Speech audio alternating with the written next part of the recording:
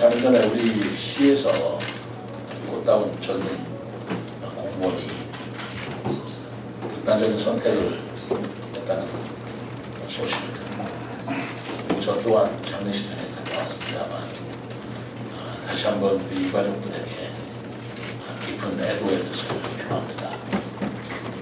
나라를 위해서 또 지역을 위해서 열심히 일해보겠다고 공직에 들어온 우리 젊은 공직자가 스스로 극단적인 선택을 했다고 하는 것은 또 책임이 누구든 간에 매우 잘못된 일이고 이런 일이 다시는 있어서는 안 되겠다라는 생각을 시장 취임을 앞둔 이틀 앞둔 저로서 깊게 하지 않을 수가 없습니다. 문제는 우리 시에서 잘 대처하고 있는 것을 믿고 감사 요청을 하든가 하는 것을 잘 대처하는 것으로 믿고 어쨌든 그런 사후 조치보다는 이런 일이 다시는 발생하지 않도록 우리가 모두 가슴에 새기고 저 또한 그런 뜻을 깊게 새긴다는 말씀을 먼저 드립니다. 다시 한번 고인과 유가족에게 심심한 애도의 뜻을 표합니다. 생각해 보니까 지난 제6일 지방선거뿐만이 아니고 올해 연초부터 시작된 대통령 선거 또 이런 것들에 대해서 제가 그 당시에 국민의힘 지금 다 내놨습니다만 총괄 대통령 선대위원장으로서 해왔던 일, 또 지방선거에서 또 제가 직접 후보자로서 뛰었던 일, 또 언론인 여러분들한테 매주 월요일이었던가요? 제가 공약을 풀어놨더니 주말은같이 머리를 스칩니다. 그러나 이런 것들이 이제 다 역사의 기록으로 남을 일이고 이틀 후면 제가 그런 것들을 실행으로 옮겨야 된다라고 생각하면 정말 깊은 책임감과 솔직히 말해서 부담을 느끼지 않을 수가 없습니다. 제가 취임 후에 첫 번째로 해야 할 일이 뭔가를 곰곰이 생각을 해봤는데 첫 번째로 우리 시민을 위해서 드리는 메시지, 지시 내용이 될까요? 그런 것은 무엇인가, 무엇이 되어야 옳은가 이런 것도 생각해보고 또 처음으로 말하자면 오찬이든 식사를 하면서 내가 귀를 다 열고 들어야 할 분들이 누군가, 공무원인가, 누군가 생각해보니까 첫 번째는 의회 의원인 것 같더라고요. 더더구나 여러분들이 많이 지적을 해주셨듯이 우리가 소위 얘기하는 여소야대 그런 구조를 갖고 있기 때문에 또 마침 7월 1일 날 취임식을 하게 되면 2일, 3일이 휴일이고요. 7월 4일 날이 월요일인데 월요일 날 우리 또 제4대 세종시 의회가 개원을 하는 날이더라고요. 그래서 개원식에 참석하다 보니 의원님들하고 자연스럽게 오찬까지 이어지더라고요. 그래서 그 오찬을 의원님들하고 첫 번째 오찬을 하고 말씀을 좀 듣고 나누고 해야 되겠다는 말씀을 들었고 인수위원회는 이제 내일이면 중간 결과 보고를 작성하고 계시더라고요. 이제까지 활동했던 중간 결과를 저한테 얘기를 해주시면 제가 그걸 참고를 해서 그동안 제가 60개 공약을 제시를 했는데 그 60개 공약이 전문가의 공무원들하고 인수위원들하고 이렇게 보니까 그 중에서 그대로 이행해도 좋겠다라는 내용이 있을 것이고 어떤 것은 다소 변경을 하는 것이 좋겠다. 또 어떤 것은 이니시에서 하는 것과 중복되는 것도 있다. 이런 여러 가지 분류가 있는 것 같아요. 그래서 그것은 우리 인수위원들과 공무원들이 하는 판단에 그대로 의지하고자 합니다. 공무원들이 아무래도 가장 합리적인 판단을 하고 소비적인 판단을 하죠. 그러나 60개 전체 공약에 대한 대강은 흔들지 않는 것을 해주신 것으로 보아서 매우 고맙게 생각하고 있습니다. 그리고 인수위는 내일까지는 중간 결과 보고를 하지만 법적으로 7월 20일까지 존속하도록 돼 있어서 계속 활동을 할 거예요. 그래서 중간 결과 보고 이후에도 마지막 최종 마무리를 하는 여러 가지 과정을 아마 더 어려운 일들을 하고 계신 것 같은데 7월 20일이면 맥서를 만들어서 시민들께 발표를 하고 그리고 새로운 세종시정에 대한 이정표를 제시하는 것으로 그렇게 될 것 같습니다. 그동안에 짧은 기간이지만 수많은 사람 만났습니다. 또 수많은 단체들도 찾아와서 이야기도 나눴고 또 저 또한 당선인 신분이지만 중앙부처 여기는 국무총리님을 만나뵙고요. 또 주기부 장관님, 환경부 장관님, 환경부 장관, 행정부 장관, 행정청장님 쭉 만났습니다.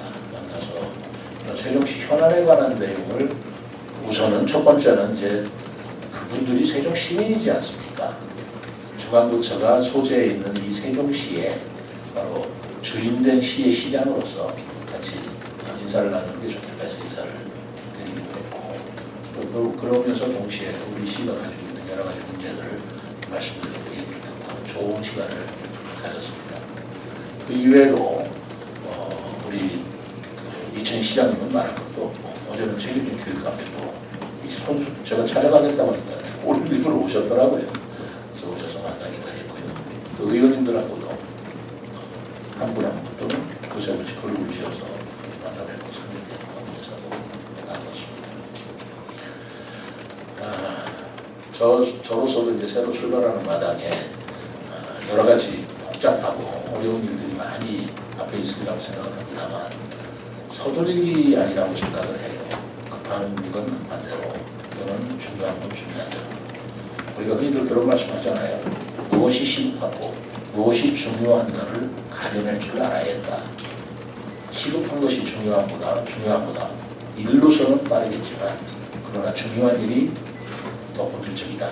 그런 말씀을 행정을 들어간 것 같은데 무엇이 시급한 것이고 무엇이 중요한 것인가를 분별해 가면서 세종시 새로운 4기 시장을 제가 책임져 볼까 합니다. 청주에서는 굉장히 민감하더라고요. 오송역, 만약 KTX 세종역이 생기면 오송역의 기능이 굉장히 반감되는 거 아니냐 해서 청주에서는 이 부분에 대해서 굉장히 반대하고 있고 이 발표만 나오면 반드시 청주에서부터 리액션이 나온다는 걸 제가 잘 알고 있습니다. 그런데 이 문제는 저는 그렇게 생각을 해요. KTX 세종역은 언젠가는 필요하다라고 생각합니다. 솔직히 말씀드립니다. 언젠가는 필요하다라고 봅니다. 자, 그건 딱 한 가지입니다. 세종시에 KTX 역사 없습니다. 맞습니까? 오송역 세종시역입니까? 아니잖아요. 그렇게 따지시면 오송역은 충북의 역이지 세종역은 아니잖아요. 경계로 따진다. 세종시에 KTX 역사 없습니다. 저는 그래서 저 선거 때도 그렇지만 이 문제는 꼭 충북이 반대하고 오송이 반대돼서가 아니라 이미 국토부에서 문재인 정부 시절에 이 추진이 불가능하다라고 발표를 한 바가 있어요. 아무리 정부가 바뀐다 하더라도 이런 기술적인 문제는 그건 그거대로 일리가 있고 존중을 해줘야 된다는 생각이 들어서 제가 말하자면 선거 후보자 시절 KTX 역사는 과학적이고 합리적인 근거를 갖고 추진해야 된다라고 얘기를 했습니다. 다 기억하실 겁니다. 그랬더니 할 것이냐 안 할 것이냐라고 자꾸 단독질 이렇게 일문일답식으로 묻는데 언젠가는 필요하다. 그러나 그것은 과학적으로 합리적으로 추진해야 옳다라고 얘기를 했고 그러나 조치원에는 KTX가 다니고 있으니 거기를 정차를 시켜서 궁극적으로는 우리 세종시에 북부 관문으로 조치원역, 남부 관문으로 세종역이 됐든 금남역이 됐든 그런 KTX가 있기를 나는 옳은 방법이라고 생각한다라고 얘기를 했습니다. 거기에 대해서 그때 선거 때나 지금이나 변한 게 없습니다. 어려운 일이라 하더라도 세종시에는 KTX 역사 하나도 없다라는 사실을 할 때 어쨌든 간에 조치원의 KTX 역사라도 좀 정착시키고요.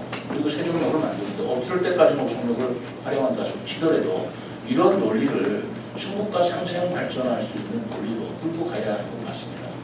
그런데 그거를 설득할 거냐 이해할 거냐 설득해서 될 문제는 아니지 않습니까?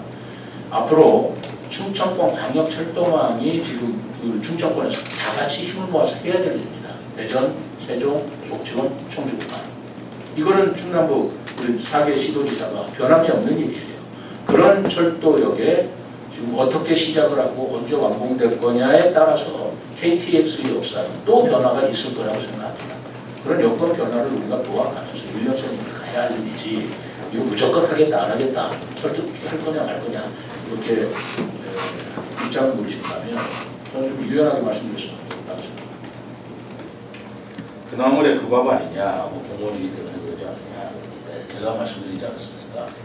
저는 우리 사회가 지금 가지고 있는 가장 큰 문제 중에 하나가 편가르기였다 생각해요. 언제부터 우리 사회가 이렇게 됐는지는 모르지만 그건 결코 바람직하지 않습니다. 저사 민주당이든 국민의힘 보수 정당이든 편이 갈라 선거 때는 싸웠지만 결국은 국가 발전과 지역 발전에 대한 생각이 다를 뿐이지 그 본질적인 애정이라는 문제만큼은 변함이 없는 거죠. 우리는 그 본질에 더 입각해야 된다고 생각합니다.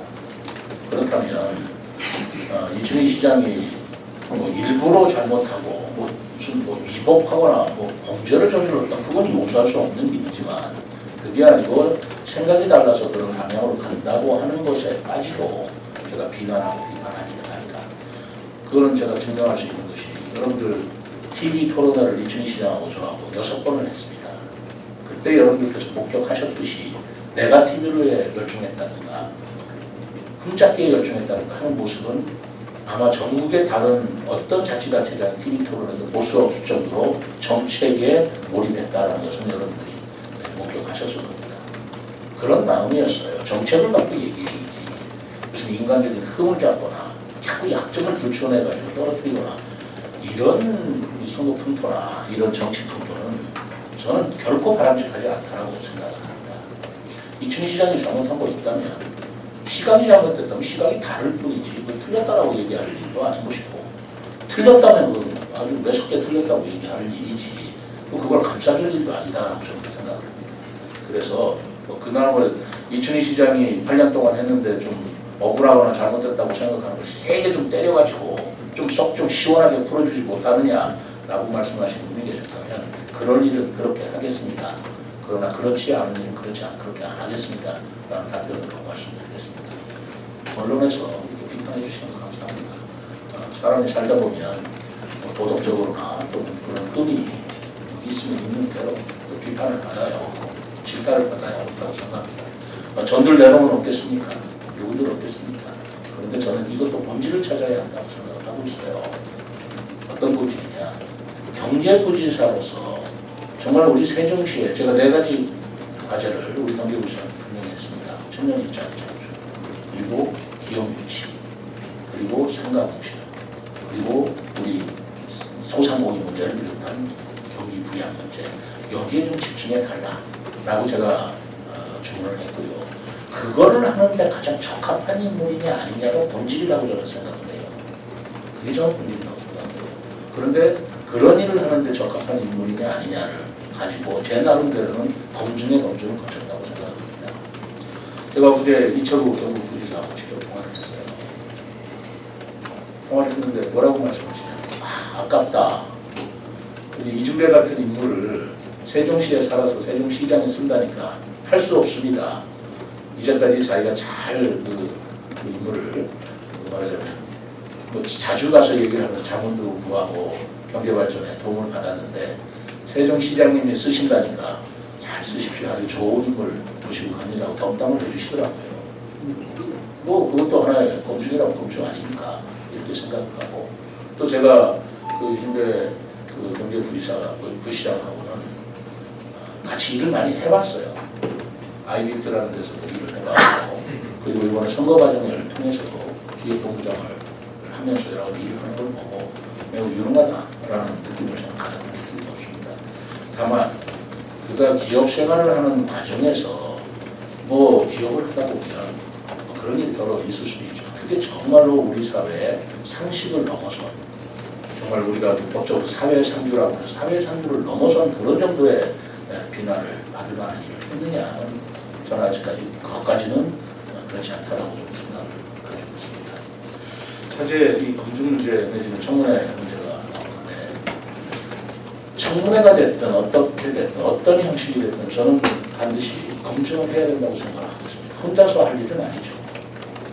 혼자서 뭐 독단적으로 임명할 일은 아니죠. 그러나 그 형식이 공모 형식이 되는 것인지 아니면 언론에 띄어서 여러 가지 의견을 들어보는 형식이 될 것인지 아니면 뭐 국회에서 장관 임명할 때처럼 국회에서 그런 뭐 엄격한 뭐 2일간 내지는 하루 뭐 해가지고 청문회를 하는 그런 제도적 문제를 풀어나갈지는 제가 좀 지켜보겠습니다. 그러려면 다 거기에 일장일단이 있더라고요. 청문회를 제도에 너무 얽매이는 것도 문제고요.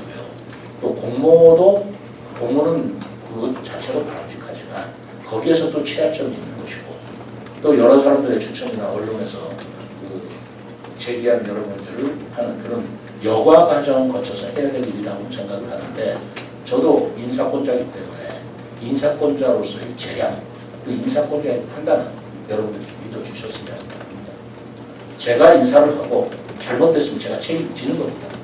그것까지도 제가 책임을 모면하기 위해서 전부 뭐 이런 절차를 거쳤으니까 난 문제없다. 나 그럴 생각 없습니다. 그리고 책임이라는 것은 항상 사후평가다라고 봅니다. 사후에 잘못했으면 제가 일을 잘못했으면 다음 선거에서 제가 심판을 정확하게 받는 것이고 또 경제부 시장이 됐든 공무원이 됐든 일을 하는 과정에서 평가를 받을 일이지 이 사람 잘할지만 못하니까 하지 마라. 그거는 좀 섣부르지 않나라고 생각을 합니다. 그런 인사재량관절의 재량을 좀 존중해 주시기 바라고 제가 판단을 내리면 저는 임명을 해야 된다라고 생각을 하고 그 뒤에 평가는 그대로 올보시 tempo로 제가 받겠다라는 말씀을 드립니다. 이완구 지사 인사가 실무장 책임제로 했던 것을 건의한 사람이 저였습니다. 제 논리는 분명했어요.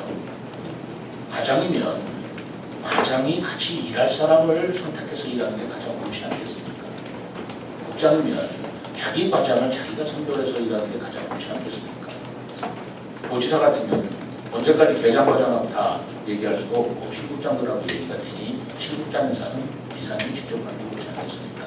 이런 기본적인 인식을 제가 가지고 그게 옳다 해서 이렇게 시행을 한 것이고 지금도 제 생각에는 변함이 없습니다. 근데 딱 한 가지는 좀 있어요. 저는 그때 행정부 지사를 할 때 우리 직원들의 소상한 신상을 거의 알고 있었습니다. 그때 도청 직원이 한 1,500명 되는데요. 말단 직원까지 다 알았다고 할지는 몰라도 제가 거의 다 알고 있었어요. 제가 사무관 때부터 기획까지 시작하면서 모를 이유가 있겠습니다. 그래서 그 인사실국장들이 하든 실과장이 하든 인사에 관한 대체적인 이게 순리에 맞는 거냐, 능력 위주로 맞는 거냐가 사실 모니터링을 할 수가 있었습니다. 그런데 우리 세종시에도 과연 그런 기능이 작동될 수 있을지는 좀 생각을 해봐야 됩니다. 왜냐하면 저도 바뀌고 부시장도 바뀌고 또 경제부 시장도 새로 들어온 사람, 기획관 시장도 새로 들어온 분인데 누가 인사를 해서 적재적소 인사를 할 것이냐라는 문제는 우리가 좀 고민을 해야 될 문제입니다. 그런 것까지도 좀 더 실무장한테 됩니다. 전 원칙입니다만 그러나 인사적으로 어느 정도 서로가 서로를 알 수 있을 때까지는 서로 노력을 해서 검증을 같이 거치고 해야 될 일이 있다. 저는 그렇게 생각하지만 합니다. 그러나 원칙적으로는 저는 같이 일할 사람이 같이 호흡이 맞는 게 가장 중요하다는